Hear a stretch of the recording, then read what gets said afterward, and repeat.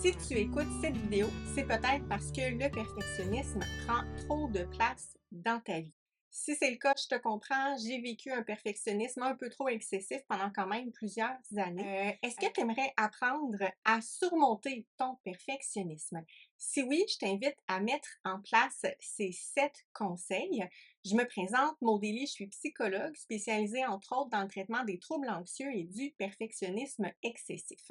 Premier conseil, le perfectionnisme vient souvent avec un discours très critique qu'on peut avoir envers nous-mêmes. Donc, je t'invite à faire preuve de bienveillance envers toi-même en pratiquant, par exemple, l'autocompassion. Mon deuxième conseil, je t'encourage à prendre le temps de reconnaître tes forces. Les perfectionnistes ont tendance à focaliser un peu trop leur attention sur leurs faiblesses, leurs erreurs, les échecs. Donc, mise sur tes forces le plus possible. Troisième conseil, au quotidien, essaie de voir le plus possible les nuances de gris au lieu d'être dans la pensée du type tout ou rien. Donc, les perfectionnistes ont tendance à avoir ce qu'on appelle là, cette vision dichotomique-là. Donc, soit c'est parfait, soit c'est complètement nul. Donc, dans le quotidien, essaie de viser, par exemple, un 85% ou un 90% pour certaines tâches au lieu du 100%. Mon quatrième conseil, mets en place le plus possible un équilibre entre les il faut du quotidien, donc les obligations qu'on doit faire, qu'on est tenu de faire, et le volet un petit peu plus plaisir et repos. Les perfectionnistes ont tendance à avoir un peu plus de difficultés que les autres à mettre en place des activités qui sont non productives. Cinquième conseil, pas si facile, je le sais, essaie de t'exposer à l'imperfection.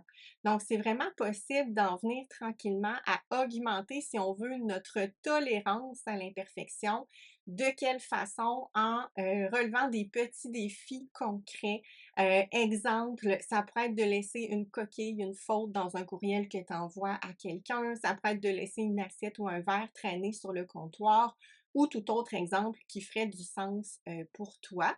Sixième conseil, je t'invite, oui, à pratiquer la pleine conscience au quotidien, que ce soit de façon formelle ou informelle. Donc, c'est vraiment un moyen qui peut aider à cheminer vers le lâcher prise.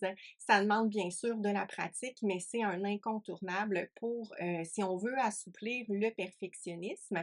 Et finalement, mon septième conseil, je t'invite à poser des actions qui vont vraiment dans le sens de tes valeurs. Donc, il faut faire attention si on veut à ne pas mettre de côté ce qui est important pour soi, donc à ne pas mettre de côté des relations significatives, par exemple, parce qu'on accorderait trop de temps ou d'importance à d'autres sphères comme le travail ou autres.